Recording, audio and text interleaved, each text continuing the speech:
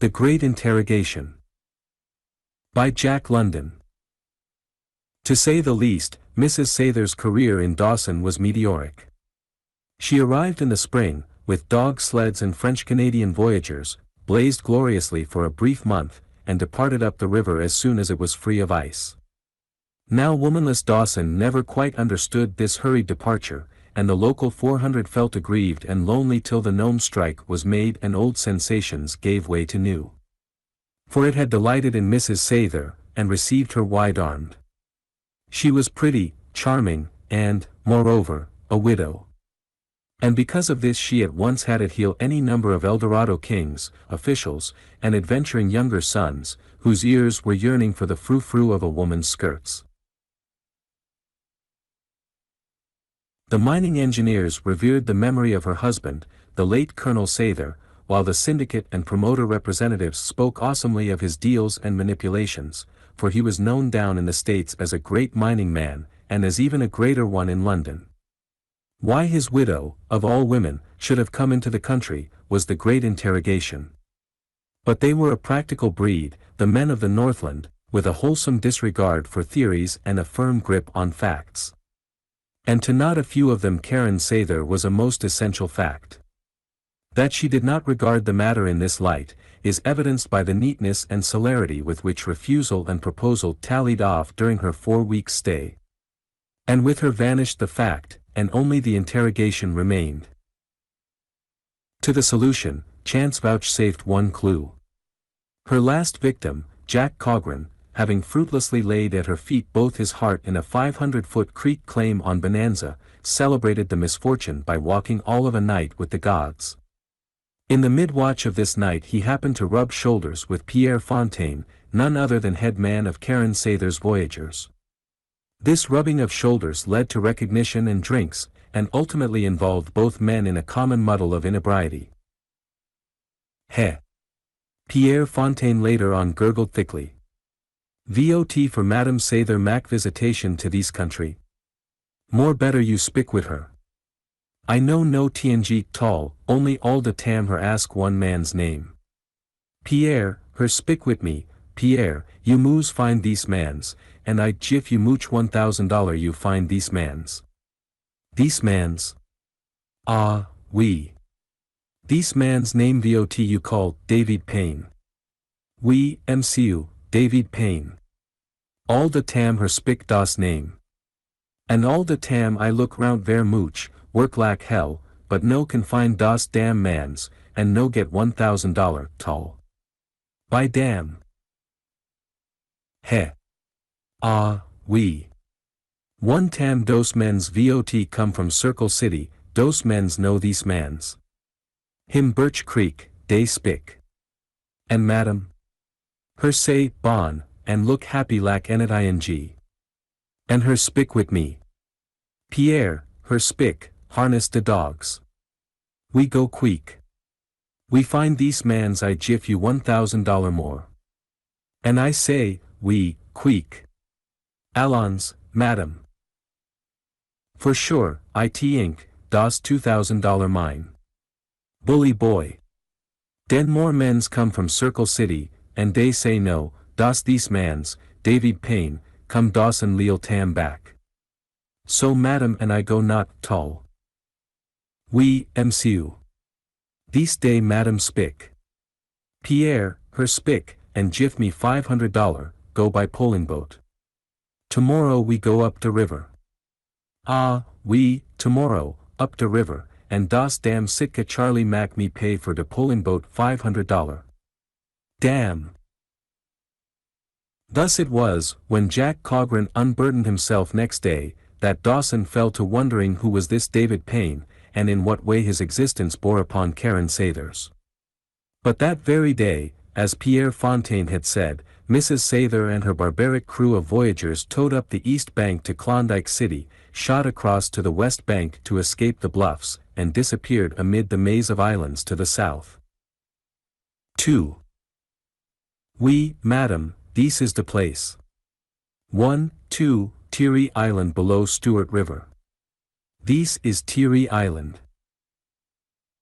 As he spoke, Pierre Fontaine drove his pole against the bank and held the stern of the boat against the current. This thrust the bow in, till a nimble breed climbed ashore with the painter and made fast.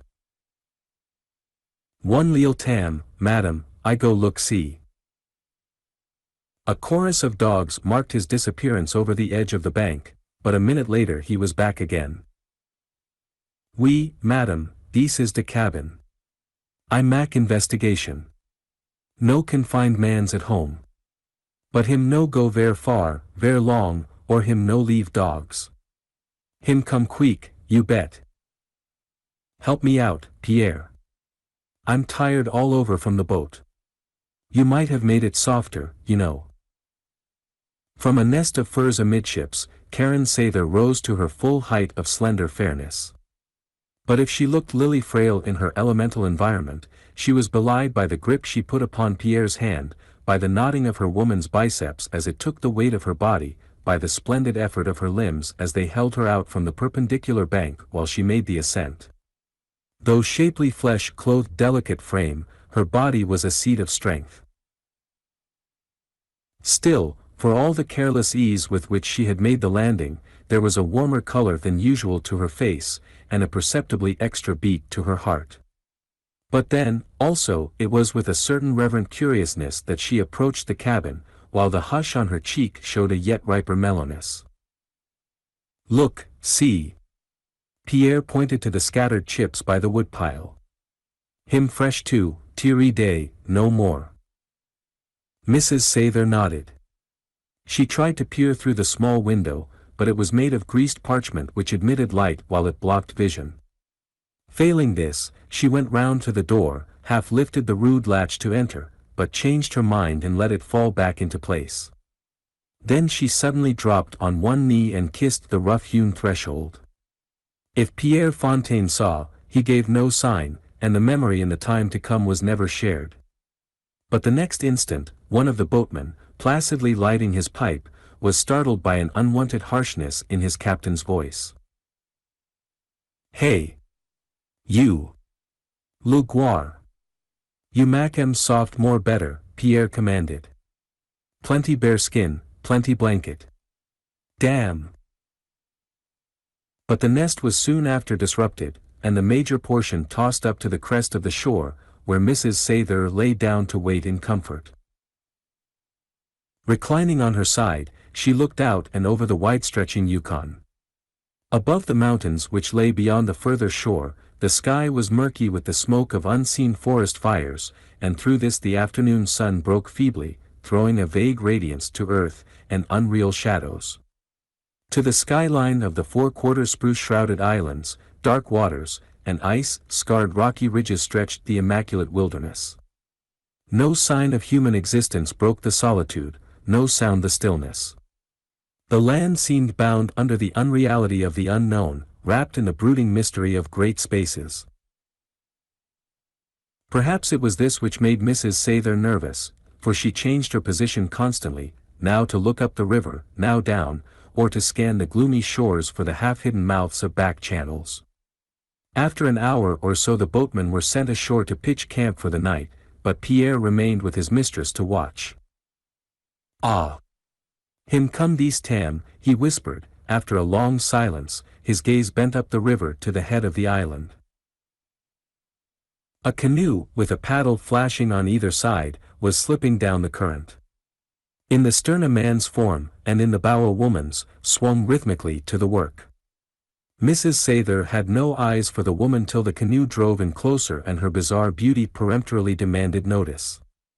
A close-fitting blouse of moose skin, fantastically beaded, outlined faithfully the well-rounded lines of her body, while a silken kerchief, gay of color and picturesquely draped, partly covered great masses of blue-black hair.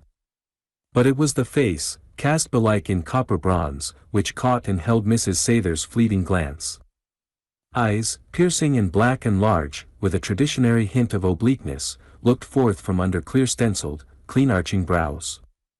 Without suggesting cadaverousness, though high-boned and prominent, the cheeks fell away and met in a mouth, thin-lipped and softly strong. It was a face which advertised the dimmest trace of ancient Mongol blood, or reversion, after long centuries of wandering, to the parent stem. This effect was heightened by the delicately aquiline nose with its thin trembling nostrils, and by the general air of eagle wildness which seemed to characterize not only the face but the creature herself. She was, in fact, the Tartar type modified to idealization, and the tribe of Red Indian is lucky that breeds such a unique body once in a score of generations. Dipping long strokes and strong, the girl, in concert with the man, suddenly whirled the tiny craft about against the current and brought it gently to the shore. Another instant and she stood at the top of the bank, heaving up by rope, hand under hand, a quarter of fresh-killed moose.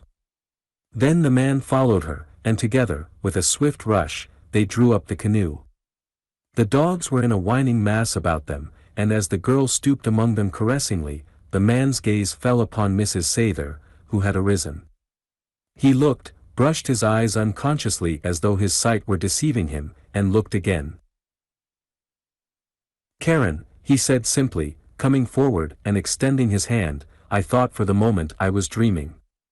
I went snowblind for a time, this spring, and since then my eyes have been playing tricks with me."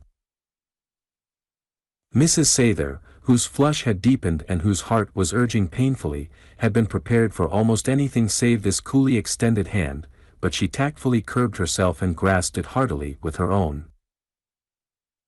"You know, Dave, I threatened often to come, and I would have, too, only I didn't give the word." David Payne laughed and watched the Indian girl disappearing into the cabin. "Oh, I understand, Dave, and had I been in your place I'd most probably have done the same. But I have come now." "Then come a little bit farther, into the cabin and get something to eat," he said genially, ignoring or missing the feminine suggestion of appeal in her voice. "And you must be tired too. Which way are you traveling?" "Up." "Then you wintered in Dawson, or came in on the last ice?" "Your camp." He glanced at the voyagers circled about the fire in the open, and held back the door for her to enter. "I came up on the ice from Circle City last winter," he continued, "and settled down here for a while. Am prospecting some on Henderson Creek, and if that fails, have been thinking of trying my hand this fall up the Stewart River." "You aren't changed much, are you?" she asked irrelevantly, striving to throw the conversation upon a more personal basis. "A little less flesh, perhaps, and a little more muscle." "How did you mean?" But she shrugged her shoulders and peered through the dim light at the Indian girl, who had lighted the fire and was frying great chunks of moose meat, alternated with thin ribbons of bacon. "Did you stop in Dawson long?" The man was whittling a stave of birch wood into a rude axe handle, and asked the question without raising his head. "Oh, a few days," she answered, following the girl with her eyes, and hardly hearing. "What were you saying?" "In Dawson?" "A month, in fact, and glad to get away. The Arctic male is elemental, you know, and somewhat strenuous in his feelings. Bound to be when he gets right down to the soil. He leaves convention with the spring bed at Bourne. But you were wise in your choice of time for leaving. You'll be out of the country before mosquito season, which is a blessing your lack of experience will not permit you to appreciate." "I suppose not. But tell me about yourself, about your life. What kind of neighbors have you? Or have you any?" While she queried, she watched the girl grinding coffee in the corner of a flour sack upon the hearthstone. With a steadiness and skill which predicated nerves as primitive as the method, she crushed the imprisoned berries with a heavy fragment of quartz. David Payne noted his visitor's gaze, and the shadow of a smile drifted over his lips. "I did have some," he replied. "Missourian chaps, and a couple of Cornish men, but they went down to El Dorado to work at wages for a grubstake." Mrs. Sather cast a look of speculative regard upon the girl. "But of course there are plenty of Indians about. Every mother's son of them down to Dawson long ago. Not a native in the whole country, barring Winnipie here, and she's a Koyukuk lass, comes from 1,000 miles or so down the river. Mrs. Sather felt suddenly faint, and though the smile of interest in no wise waned, the face of the man seemed to draw away to a telescopic distance, and the tiered logs of the cabin to whirl drunkenly about. But she was bidden draw up to the table, and during the meal discovered time and space in which to find herself. She talked little, and that principally about the land and weather, while the man wandered off into a long description of the difference between the shallow summer diggings of the lower country and the deep winter diggings of the upper country. "You do not ask why I came north?" she asked. "Surely you know." They had moved back from the table, and David Payne had returned to his axe handle. "Did you get my letter?" "A last one?" "No, I don't think so. Most probably it's trailing around the Birch Creek country or lying in some trader's shack on the lower river. The way they run the mails in here is shameful. No order, no system, no.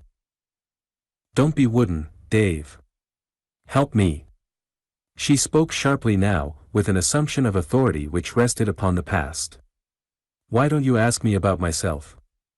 About those we knew in the old times?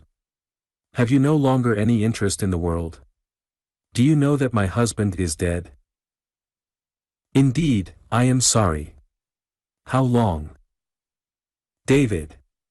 She was ready to cry with vexation, but the reproach she threw into her voice eased her.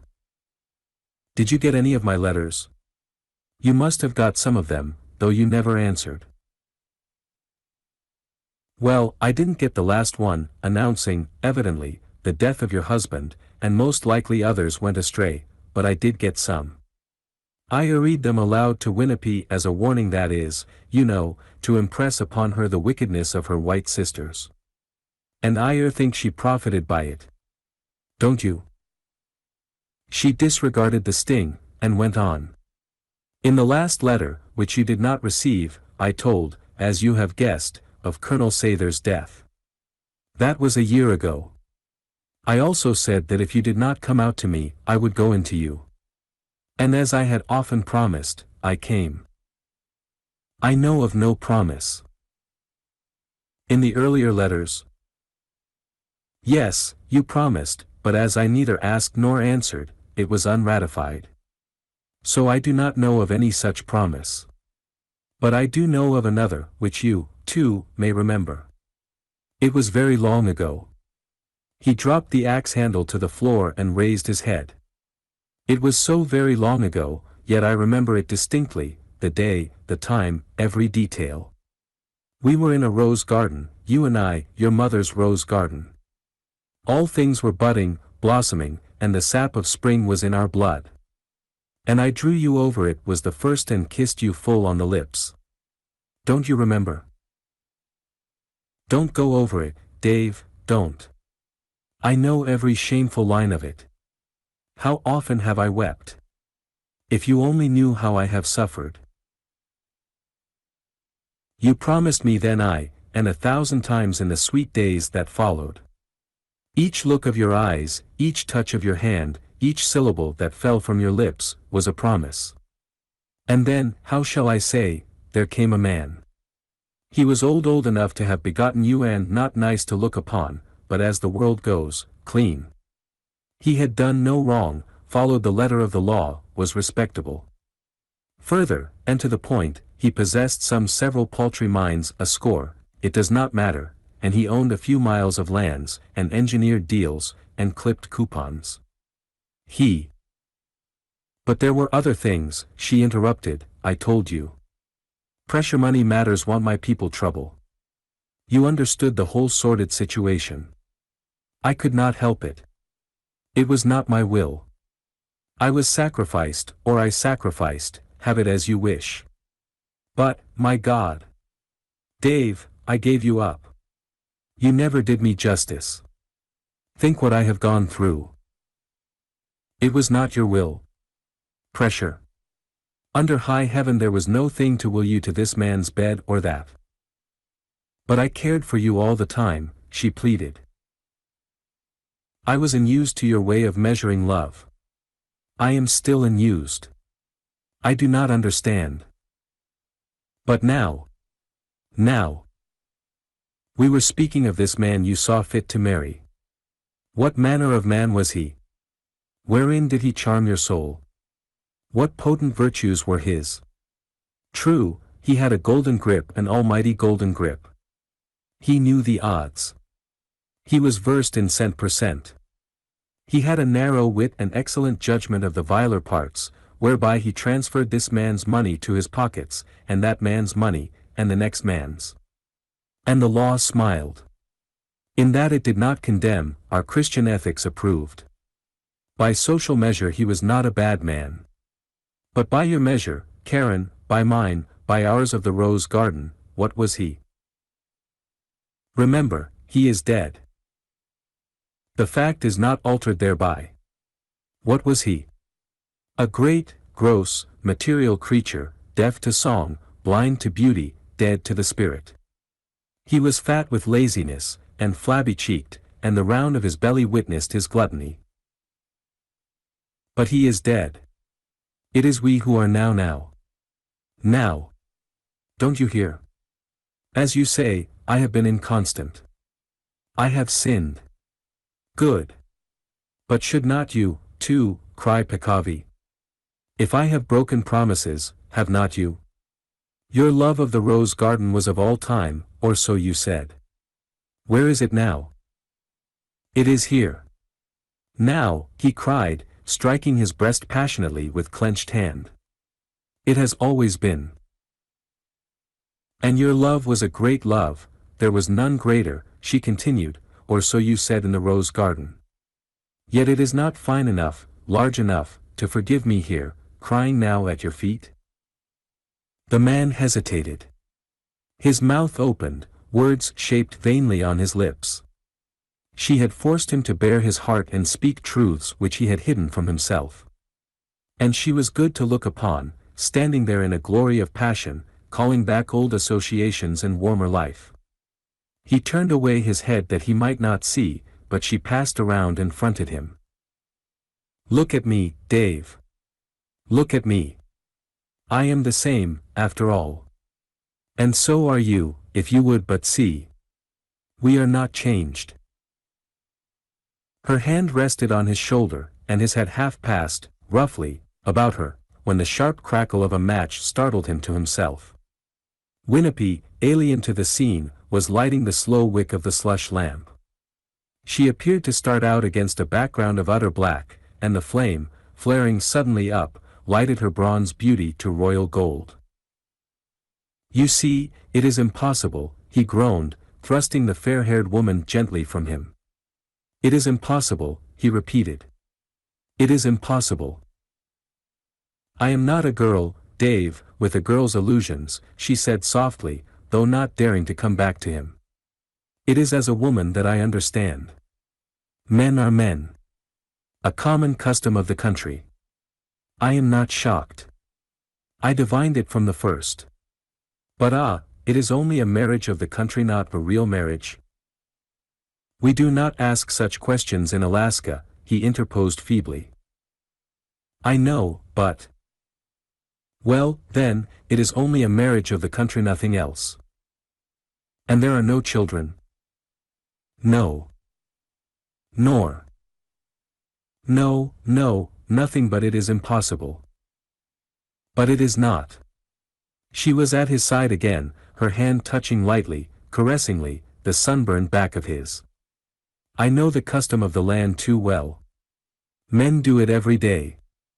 They do not care to remain here, shut out from the world, for all their days, so they give an order on the P.C.C. company for a year's provisions, some money in hand, and the girl is content. By the end of that time, a man, she shrugged her shoulders. And so with the girl here. We will give her an order upon the company, not for a year, but for life. What was she when you found her? A raw, meat-eating savage, fish in summer, moose in winter, feasting in plenty, starving in famine. But for you that is what she would have remained. For your coming she was happier, for your going, surely, with a life of comparative splendor assured, she will be happier than if you had never been. No, no, he protested. It is not right. Come, Dave, you must see. She is not your kind. There is no race affinity. She is an aborigine, sprung from the soil, yet close to the soil, and impossible to lift from the soil. Born savage, savage she will die. But we, you and I, the dominant, evolved race, the salt of the earth and the masters thereof. We are made for each other. The supreme call is of kind, and we are of kind. Reason and feeling dictate it. Your very instinct demands it. That you cannot deny. You cannot escape the generations behind you. Yours is an ancestry which has survived for 1,000 centuries, and for 100,000 centuries, and your line must not stop here. It cannot. Your ancestry will not permit it. Instinct is stronger than the will.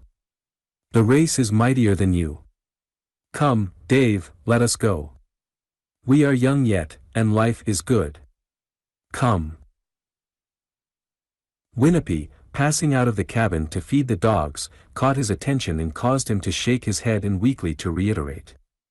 But the woman's hand slipped about his neck, and her cheek pressed to his. His bleak life rose up and smote him, the vain struggle with pitiless forces, the dreary years of frost and famine, the harsh and jarring contact with elemental life, the aching void which mere animal existence could not fill. And there, seduction by his side, whispering of brighter, warmer lands, of music, light, and joy, called the old times back again. He visioned it unconsciously. Faces rushed in upon him, glimpses of forgotten scenes, memories of merry hours, strains of song and trills of laughter. Come, Dave, come. I have for both. The way is soft. She looked about her at the bare furnishings of the cabin. I have for both. The world is at our feet, and all joy is ours. Come. Come. She was in his arms, trembling, and he held her tightly.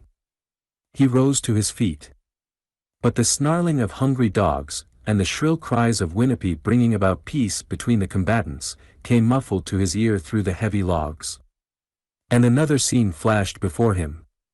A struggle in the forest, a bald-faced grizzly, broken-legged, terrible, the snarling of the dogs and the shrill cries of Winnipie as she urged them to the attack, himself in the midst of the crush, breathless, panting, striving to hold off Red Death, broken-backed, entrail-ripped dogs howling in impotent anguish and desecrating the snow, the virgin white running scarlet with the blood of man and beast, the bear, ferocious, irresistible, crunching down to the core of his life, and Winnipie, at the last, in the thick of the frightful muddle, hair flying, eyes flashing, fury incarnate, passing the long hunting knife again and again. Sweat started to his forehead. He shook off the clinging woman and staggered back to the wall. And she, knowing that the moment had come, but unable to divine what was passing within him, felt all she had gained slipping away. Dave! Dave, she cried. I will not give you up. I will not give you up. If you do not wish to come, we will stay. I will stay with you. The world is less to me than are you. I will be a Northland wife to you. I will cook your food, feed your dogs, break trail for you, lift a paddle with you. I can do it. Believe me, I am strong. Nor did he doubt it, looking upon her and holding her off from him, but his face had grown stern and gray, and the warmth had died out of his eyes. I will pay off Pierre and the boatman, and let them go. And I will stay with you, priest or no priest, minister or no minister, go with you, now, anywhere. Dave! Dave! Listen to me. You say I did you wrong in the past and I did. Let me make up for it, let me atone. If I did not rightly measure love before, let me show that I can now. She sank to the floor and threw her arms about his knees, sobbing. And you do care for me. You do care for me. Think. The long years I have waited, suffered. You can never know. He stooped and raised her to her feet. Listen, he commanded, opening the door and lifting her bodily outside. It cannot be. We are not alone to be considered. You must go. I wish you a safe journey. You will find it tougher work when you get up by the 60-mile, but you have the best boatman in the world, and will get through all right. Will you say goodbye? Though she already had herself in hand, she looked at him hopelessly. If Winnipie should, she quavered and stopped.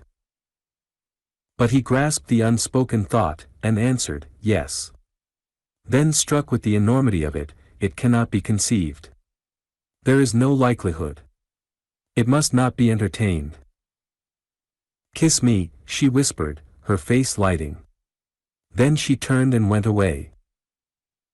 Break camp, Pierre, she said to the boatman, who alone had remained awake against her return. We must be going. By the firelight his sharp eyes scanned the woe in her face, but he received the extraordinary command as though it were the most usual thing in the world. We, madam, he assented. Which way? Dawson. No, she answered, lightly enough, up, out, die. Whereat he fell upon the sleeping voyagers, kicking them, grunting, from their blankets, and buckling them down to the work, the while his voice, vibrant with action, shrilling through all the camp. In a trice Mrs. Sather's tiny tent had been struck, pots and pans were being gathered up, blankets rolled, and the men staggering under the loads to the boat. Here, on the banks, Mrs. Sather waited till the luggage was made shipshape and her nest prepared.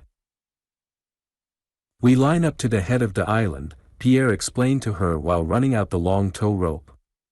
Den we tack to das back channel, where the water not queek, and I think we mack good tam.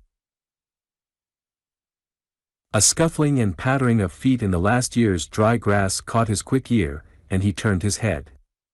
The Indian girl, circled by a bristling ring of wolf dogs, was coming toward them. Mrs. Sather noted that the girl's face, which had been apathetic throughout the scene in the cabin, had now quickened into blazing and wrathful life.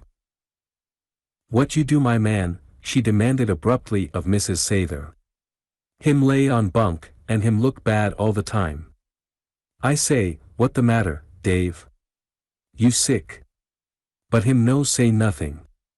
After that him say, good girl Winnipie, go way. I be all right bimeby. What you do, my man, eh? I think you bad woman. Mrs. Sather looked curiously at the barbarian woman who shared the life of this man, while she departed alone in the darkness of night. I think you bad woman, Winnipie repeated in the slow, methodical way of one who gropes for strange words in an alien tongue. I think better you go way, no come no more. Eh? What you think? I have one man. I Indian girl. You American woman. You good to see. You find plenty men. Your eyes blue like the sky. Your skin so white, so soft. Coolly she thrust out a brown forefinger and pressed the soft cheek of the other woman. And to the eternal credit of Karen Sather, she never flinched. Pierre hesitated and half stepped forward, but she motioned him away, though her heart welled to him with secret gratitude. It's all right, Pierre, she said. Please go away. He stepped back respectfully out of earshot, where he stood grumbling to himself and measuring the distance in springs. White, soft, like baby. Winnipie touched the other cheek and withdrew her hand. Bimeby mosquito come. Skin get sore in spot, swell, oh, so big, hurt, oh, so much. Plenty mosquito, plenty spot. I think better you go now before mosquito come. This way, pointing down the stream, you go St. Michael's, that way, pointing up, you go die. Better you go die. Good-bye. And that which Mrs. Sather then did, caused Pierre to marvel greatly. For she threw her arms around the Indian girl, kissed her, and burst into tears. Be good to him, she cried. Be good to him. Then she slipped half down the face of the bank, called back, "Goodbye," and dropped into the boat amidships. Pierre followed her and cast off. He shoved the steering oar into place and gave the signal. Laguerre lifted an old French chanson. The men, like a row of ghosts in the dim starlight, bent their backs to the tow line, the steering oar cut the black current sharply, and the boat swept out into the night.